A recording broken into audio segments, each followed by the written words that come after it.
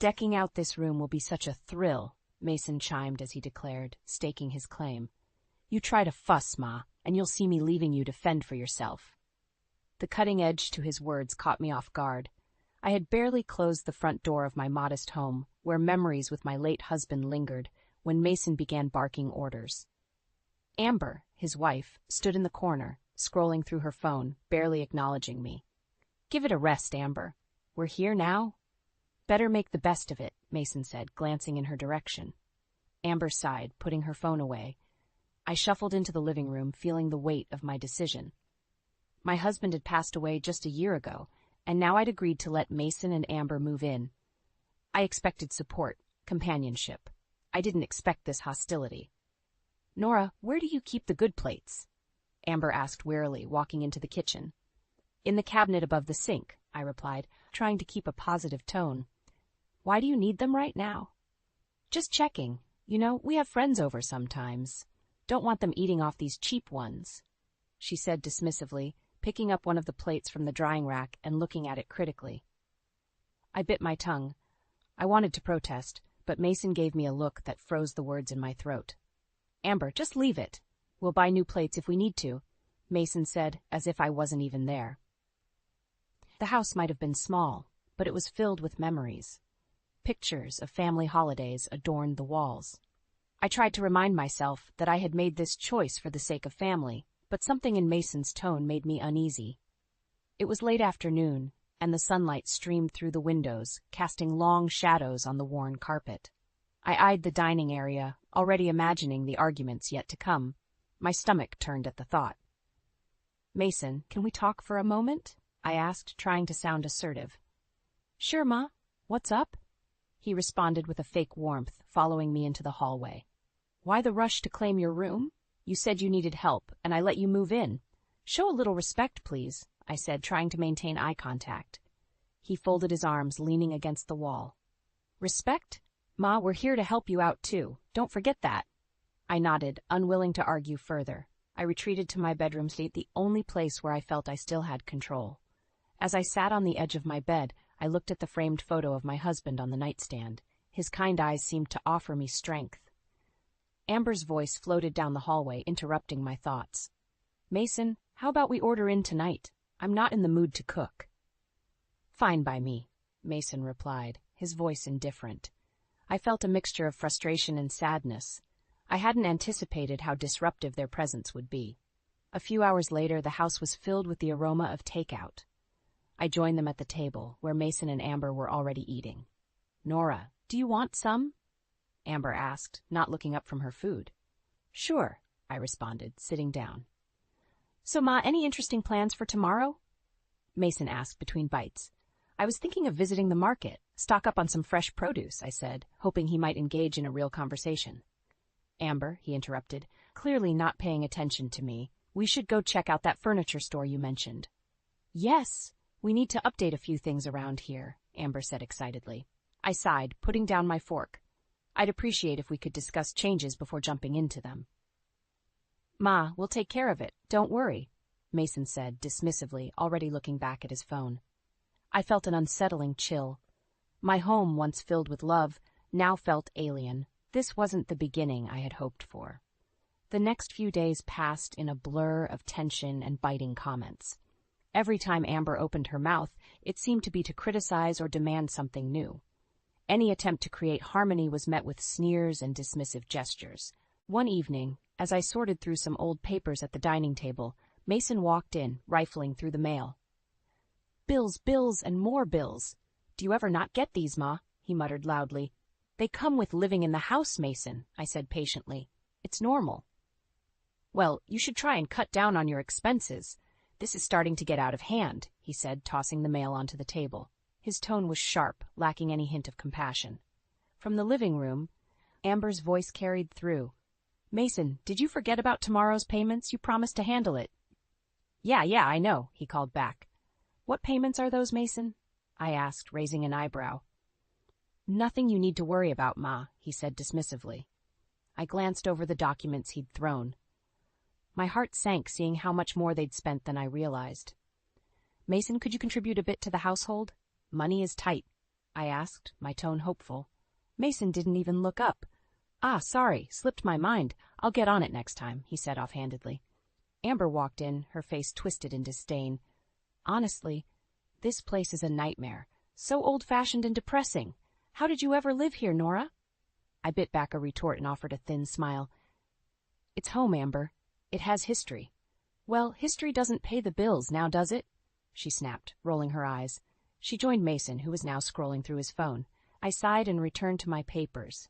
Something caught my eye, an unpaid bill that was unusually high. I made a mental note to investigate it further. I couldn't shake the feeling something was wrong. The next day, curiosity got the best of me. I quietly checked Mason's office while they were out. I found unopened bills and receipts everywhere, and many were marked with overdue notices. My pulse quickened. This mess had to be cleaned up, but more urgently, I needed answers. Later that evening, I confronted Mason and Amber when they returned. Mason, we need to talk about these overdue bills, I said, holding up the pile of papers. His face hardened. Ma, stay out of my business. We're handling it. Handling it? This affects all of us, I retorted, my frustration bubbling over. Amber chimed in, her voice dripping with sarcasm. Maybe if you didn't spend on useless things, we wouldn't have a problem. Useless? Everything I buy is for the house, I said, feeling anger rise. Sure, keep telling yourself that, Amber said, tossing her hair back. I took a deep breath. Mason, something isn't adding up. I need to know what's going on, I said more calmly. Drop it, Ma, Mason said sternly. I said we'll take care of it. That night, I lay in bed wide awake. Their behavior, the financial discrepancies, it all felt wrong. I had to dig deeper. This had become more than just a family issue. It was a question of survival. Morning arrived, and as they left for their activities, I decided to visit Mason's workplace, a small tech startup. I needed to understand more. The office was a short drive away. When I walked in, Emily Harper, a young employee, greeted me. Hi, can I help you? She asked with a friendly smile. I'm Nora, Mason's mom. Just thought I'd drop by and say hi. Emily's smile faded slightly. Oh, Mason didn't mention you'd be coming. He's out right now. I see. How is he doing here? I asked, trying to sound casual. She hesitated. He's been having some trouble. Deadlines, funds. He's under a lot of stress. I nodded, feeling a knot tighten in my stomach. Thank you, Emily. Leaving the office, one thing was clear. Mason and Amber were hiding something. I was determined to find out what, no matter the cost. Mason, the internet is down again, Amber yelled from the living room. Can't you fix it? There was a crash as Mason kicked a chair. I'll deal with it later, Amber. He snapped. He stormed past me, not bothering to even look in my direction. Mornings had become a battleground. Amber's tantrums and Mason's temper made my once peaceful home feel like a war zone. It was clear they were frustrated, but their anger seemed to land squarely on me. I couldn't keep dealing with the hostility without some sort of escape, so I found a job at a local art supply store. The manager, Mrs. Harper, welcomed me with open arms. It felt good to be doing something useful for myself. One afternoon, while sorting brushes and paints, Mrs. Harper approached me. Nora, would you like to join our painting class this evening? I hesitated. I'm not sure if I'm any good. She smiled warmly. Everyone starts somewhere, plus we could use an extra set of hands. That evening, I joined the class, and for the first time in a while, I felt genuinely at peace. I may not have been very skilled, but losing myself in the strokes of the brush was therapeutic. Returning home later than usual, I walked in to find Mason and Amber arguing. Just do something useful for once, Mason shouted. Useful? I'm doing everything while your mother is out playing with paints, Amber retorted. I'm back, I said softly, hoping to diffuse the tension. Amber glared at me. Perfect timing. We're out of groceries. Why don't you make yourself useful, Nora? I felt a wave of anger rise but held it back. I'll take care of it in the morning, I said calmly. Make sure you do, Amber muttered. The next day, I did the shopping, making sure to get exactly what they liked, to avoid more complaints. At the checkout, a canvas caught my eye. I decided to buy it, hoping to continue painting at home. When I got back, Amber was sprawled on the couch. About time, she said as I walked in with the bags. I ignored her, placing the groceries on the counter. Later, as I set up my canvas in the spare bedroom, Mason walked in. What is this? He demanded, looking at the canvas. It's for painting, I said, trying to stay composed. With what money, Ma? Don't you get it? We're struggling to keep this place afloat, he yelled. I bought it with my own earnings from the store, I said firmly. Mason shook his head and walked out, mumbling something under his breath that I didn't catch. Over the next few weeks, painting became my refuge. My work at the store and the joy of painting helped balance the growing tension at home. One evening, Mrs. Harper approached me again. Nora, I've seen your paintings. They're quite good. Have you thought about selling them? She asked. I was stunned. I haven't. Do you really think they're worth selling? Yes, I do. We can start displaying them here at the store, she suggested. I nodded, feeling a spark of hope. Maybe this could be a way out of the bleakness at home. That night, as I served dinner, Amber sniped, Honestly, you're just a burden to everyone around, an old woman who's of no use. I stopped, feeling the sting of her words, but I didn't respond. Instead, I went to my room, picked up my brush, and started painting. For every insult, I would channel it into my art. Soon, my paintings attracted attention. I made my first sale, then another. Each piece sold brought me a little more financial freedom and emotional strength. In secret, I started setting aside money, planning an escape if things worsened. Amber and Mason continued their rampage of entitlement. But now, I had something they couldn't touch, a sense of purpose and a path forward. And with every stroke of my brush, my resolve grew stronger. Selling one painting after another, I finally felt like I was contributing. But I kept my success a secret from Mason and Amber, knowing it would only cause more tension. The resentment in the house was growing thicker every day. One evening, while Amber was out, I found myself sitting with Mason over a rare shared meal. The silence was heavy, but I decided to break it. Mason, I've noticed financial discrepancies. Something doesn't add up, I said cautiously. Mason stiffened. I told you, I'm handling it. Stay out of it, Ma. But it's affecting all of us. You're not contributing, and Amber seems more interested in spending than saving. I pushed, my voice steady. He slammed his fork down. I said I'm handling it. I dropped the subject, knowing I wouldn't get anywhere with him tonight. Later, as I cleaned up, I overheard a phone conversation from Mason's office that made my blood go cold. I've transferred the funds. Just make sure the company doesn't catch on, Mason whispered urgently. Realizing the gravity of his words, I quietly moved away. I needed proof. Over the next week, I carefully recorded any conversations that hinted at their misdeeds, using my phone's recording feature. Amber was no better. She had brought home a stack of expensive clothing and jewelry. In a moment of carelessness, she'd left receipts lying around that showed she'd used funds from my account. I decided to confront her. Amber, these expenditures on my account are unacceptable. How could you? She looked at me with cold disdain. Oh, Nora, stop acting like it's a big deal. I'll pay it back. This is theft, Amber. I want the money back now, I insisted. She smirked. What are you going to do about it, old woman? My anger boiled over. This isn't over. Later that day, I took my recordings and receipts to a lawyer. The evidence was clear, and I was advised to start taking steps to secure my position. Secretly, I found a modest house to buy with the money I had saved from my paintings. It was small, but it was mine. The keys to the new house felt heavy in my pocket, a double-edged sword of freedom and fear. I still needed more proof to protect myself fully. That evening, Mason and Amber were out, and I seized the opportunity to dig deeper into Mason's office. Folders, emails, and files, everything pointed to him siphoning company funds. My chest tightened, realizing the depth of their betrayal. The next morning at breakfast, Amber looked over with a sneer. And what do you plan to do with your pathetic little paintings, Nora? Buy yourself a coffin. I shot back. I'm making enough to move out soon. You and Mason will have to fend for yourselves.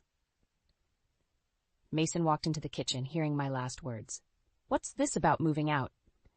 I've had enough. You've both been deceitful and abusive. I've found a new place, I said with a newfound firmness. Mason's face hardened. You think you're just going to leave us? We're your family. Family? You've done nothing but take advantage of me, I countered, my voice shaking but strong. Amber's laughter was cold. Good luck surviving on your own. You'll come crawling back. We'll see about that, I replied, holding her gaze. As days went by, I finalized my purchase, ensuring everything was in order to move quickly. But I wasn't just leaving. I was setting the stage to expose them. One evening, I gathered all the evidence, Amber's fraudulent activities and Mason's misappropriation of company funds. I waited until they were both home. "Mason, Amber, we need to talk," I said tersely, holding up the folder of evidence. Amber rolled her eyes. "Another one of your lectures?" Mason's eyes narrowed. "What is it now?" I opened the folder and laid the documents on the table. "This is proof that you've both been stealing and cheating." Their faces drained of color. "Tomorrow I'm showing these to the authorities. My new house is ready, and you're not coming with me," I declared, my voice steady and strong.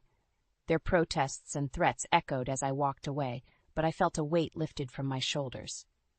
This was just the beginning of my fight for justice, and I was ready. I spent the next few days preparing for the move, making sure everything was in place at the new house. I didn't tell Mason and Amber anything more about my plans, keeping my intentions under wraps.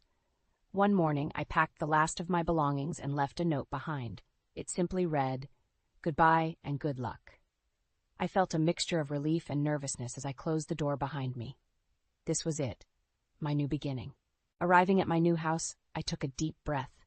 It was smaller and simpler than my old home, but it felt like a sanctuary. I set up my art supplies in a corner of the living room, ready to dive into my painting again. A few hours later, there was a frantic knock at the door. I opened it to find Mason and Amber standing there, faces flushed with anger and panic. "You can't just leave. We need you," Mason shouted, his voice breaking. "This house is mine, and mine alone," I declared with a firmness that brooked no argument. Amber pushed past Mason, her eyes wild. "What are we supposed to do now? You can't abandon us," she spat. "I haven't abandoned you," I replied calmly. "You abandoned your responsibilities and proved you couldn't be trusted." Mason stepped forward, trying a different approach. "Please, Ma, let's just talk this through. We can work something out." "No, Mason. I'm done talking. I found out about the company funds you've been misappropriating," I said, watching his face pale. He started to bluster. "You don't understand. It's not what it looks like."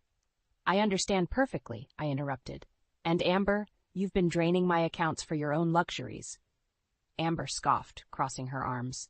"You really think you can survive without us?" I stepped back, resolving to make my final stand. "I am surviving without you. You underestimated me, and now you're going to face the consequences." With that, I shut the door on their stunned faces, locking it behind me. I heard them shout and pound on the door, but I ignored them. This was my new chapter, and they were no longer a part of it. The next day, I contacted the authorities and provided all the evidence I had gathered. It wasn't just about my money, it was about justice and finally standing up for myself. Mason and Amber showed up at my door once more, this time pleading and promising to change. "Please, Ma, we're sorry. Just give us another chance," Mason begged. Amber nodded, tears streaming down her face. "We need you. We can't do this without you." I shook my head, feeling a strange sense of calm. "It's too late. You've already shown me who you are, and I deserve better." They left, defeated and broken. As they walked away, I felt a wave of emotions, relief, sadness, but more than anything, empowerment. In the weeks that followed, I focused on settling into my new life. My art continued to flourish, bringing in enough to comfortably support myself. Each day I felt stronger and more independent. Mason and Amber's betrayals were reported to the authorities, and they faced the consequences of their actions. It wasn't an easy battle, but it was one I was determined to see through. One evening, as I painted in the quiet of my new home, I thought about the journey that had brought me here. I had turned pain into purpose, anger into action, and for the first time in a long time, I felt a profound sense of peace. A knock on the door startled me out of my peaceful morning routine. I opened it to see Mason, looking more haggard than ever. He wasted no time pushing his way inside, eyes wild with desperation. "What do you want, Mason?" I asked, keeping my voice steady. "We need to talk, Ma. You can't keep doing this to us," he pleaded, his tone urgent. Amber hovered near the door, her face etched with worry and anger. She stomped into the room, snapping, "You think you can ruin our lives and just walk away?" I walked to the kitchen counter, putting some distance between us. "You ruined your own lives with your choices. I'm done suffering for them." Mason's composure cracked. "This is all a misunderstanding. We're not the villains here." I couldn't help but laugh bitterly. "Not the villains? You stole from me and your company, lied and manipulated. How are you the victim? Amber's face twisted horrifically. We took what we deserved. You owe us. I owe you. Look around, Amber. I worked hard for this house, my peace. You belittled and exploited me. I owe you nothing. Mason stepped closer, trying another tactic. Please, Ma, we can fix this. Just drop the charges and we'll pay you back. Drop the charges? This is bigger than repaying me. It's about accountability. You think you can swindle your way out of everything? I said, shaking my head.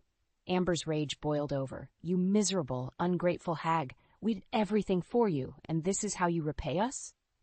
Everything for me? I shot back. You mean everything to benefit yourselves? I've seen your true colors. Now it's time for you to face the consequences. Mason collapsed onto the couch, holding his head in his hands. Please, Ma, don't do this. We need help. We can't make it without you. And I needed respect, dignity, and honesty. But you didn't think of that, did you? I sighed, feeling the weight of the years of manipulation lift. At that moment, the doorbell rang again. I opened it to find 2 police officers standing there. Are you Nora Collins? One of them asked. Yes, I am, I replied, stepping aside to let them in. Amber's eyes widened in horror. No, this can't be happening. You can't let them take us. The officers stepped forward, addressing Mason and Amber. Mason Collins, Amber Davis, you are under arrest for fraud and embezzlement. Mason's face turned a ghostly white. Ma, do something! Talk to them, he begged as he was handcuffed. Amber screamed, thrashing as they restrained her. You can't do this! We're family! I watched silently as the officers led them away, their protests echoing down the hallway. It was a heartbreaking sight, yet I felt a sense of justice being served. Once they were gone, the quiet of the house felt deafening. I walked back to my easel, picking up a brush with trembling hands. Dipping it into the paint, I tried to steady myself through the familiar motion. As I worked, I reflected on the confrontation. This wasn't about revenge anymore. It was about reclaiming my life and ensuring that Mason and Amber faced the consequences of their actions. Mrs. Harper had been a wonderful support through all this, offering advice and encouragement as I balanced my work at the store and the challenges at home. When I next saw her, I shared what had happened. Nora, you did the right thing. Sometimes the hardest choices lead to the most important changes, she said kindly. I nodded. I hope so. For now, I just want to move forward. And so I did. Each day became a step toward healing, creating new routines in my quiet, comforting home. Though the scars remained, I knew I had emerged stronger and more self-assured than I ever thought possible. The reality of Mason and Amber's arrest didn't truly sink in until I visited the police station to finalize my statement. As I walked through the cold, sterile corridors, I felt a mixture of apprehension and resolve. This was it, the point of no return. An officer led me to an interview room. Miss Collins, we'll need you to recount everything again for the record, he said, his tone professional yet compassionate. I took a deep breath and began, detailing the lies, the theft, the manipulations. For the first time, I laid everything bare without fear. My voice remained steady as I recounted each betrayal, each moment of pain, knowing this was a necessary step for justice. When I finished, the officer nodded. Thank you, Miss Collins. Your courage in coming forward is commendable. As I stepped out of the station, I noticed a familiar face in the waiting area. It was Emily Harper, Mrs. Harper's daughter. She stood up and approached me. Nora, I heard what happened. I'm so sorry you had to go through all this, she said softly. Thank you, Emily. It's been tough, but it needed to be done, I replied. Mom wanted me to check in on you. She's been worried, Emily added. Tell her I appreciate it, and I'll drop by the store soon, I said, grateful for the support. That evening, I allowed myself a moment of reflection. The house was quiet, almost peaceful. I picked up my phone and called Mrs. Harper.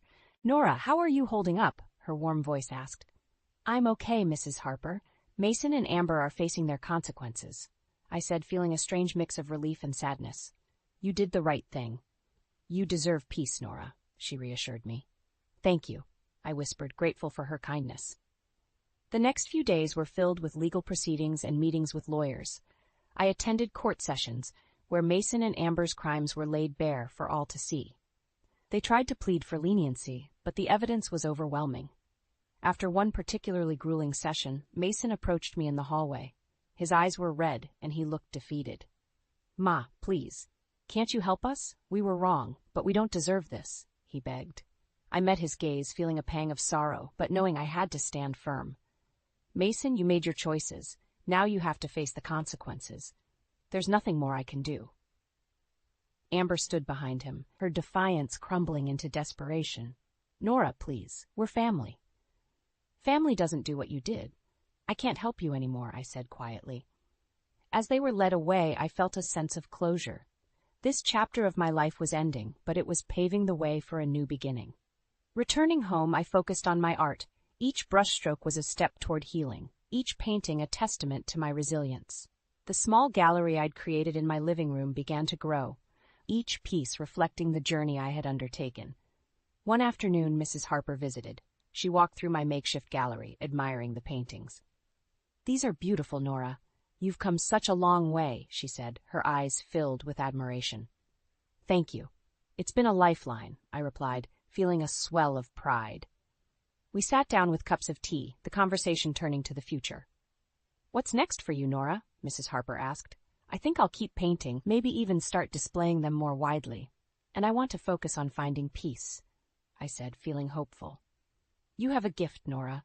Share it with the world. And remember, you're stronger than you think," she said, giving my hand a reassuring squeeze. As she left, I looked around my home, filled with the artwork that had become a symbol of my journey. The past was behind me, and I was ready for whatever the future held. I had faced the darkness, and now it was time to embrace the light. Life had a new rhythm, a steadier one. The court proceedings were behind me, and both Mason and Amber were serving their sentences.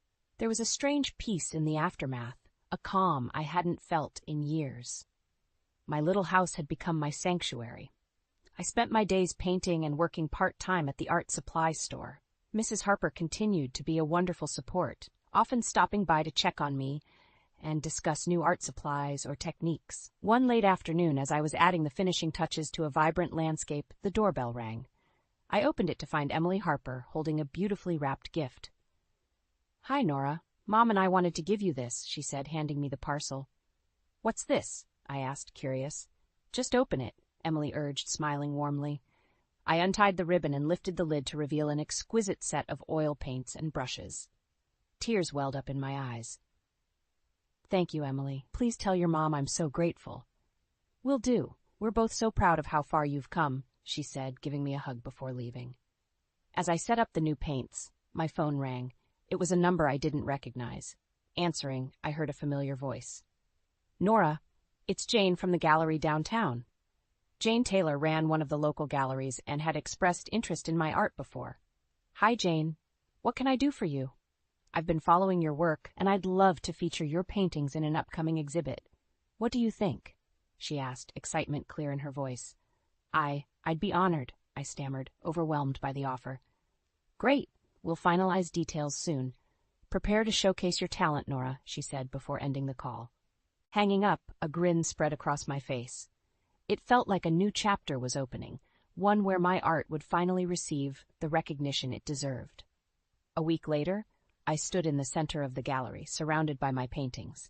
Jane had done a fantastic job arranging the exhibit, giving each piece the space it needed to shine. Mrs. Harper and Emily arrived early to support me. "Nora, these are amazing!" Mrs. Harper exclaimed, looking around with admiration. "Thanks to your encouragement," I replied, feeling a swell of gratitude. Throughout the evening, people approached me, praising my work and asking about my journey. It was a surreal experience, sharing the story of how painting had become my refuge and my strength. As the night drew to a close, I found myself alone with Jane. "Your work resonates with so many people, Nora. You have a real gift," she said, sincerity in her eyes. "Thank you, Jane. It means the world to me," I replied, feeling a sense of accomplishment. Returning home, my heart felt light. The once heavy burden of my past had lifted, replaced by hope and new possibilities. The future seemed bright, promising new opportunities and continued growth. In the following weeks, my paintings gained popularity. I received commissions and invitations to display my work in other galleries.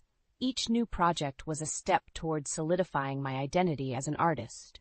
One sunny afternoon, while relaxing in my garden, Mrs. Harper visited with exciting news.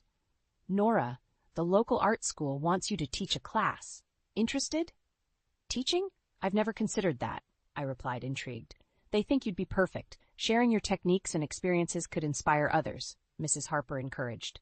The idea planted a seed of excitement. All right, I'll give it a try. It sounds like a wonderful opportunity. As the days turned into weeks and months, my new life flourished. I balanced painting, teaching, and enjoying quiet moments in my garden. The scars of the past were still there, but they no longer defined me. They were part of my journey, a testament to my resilience. One evening, as the sun set, I reflected on everything I'd endured and accomplished. I felt gratitude for the strength I'd found and the new path I was forging. Life was a canvas, and I was painting it with vibrant, resilient strokes, each one a testament to my journey, my survival, and my new beginnings.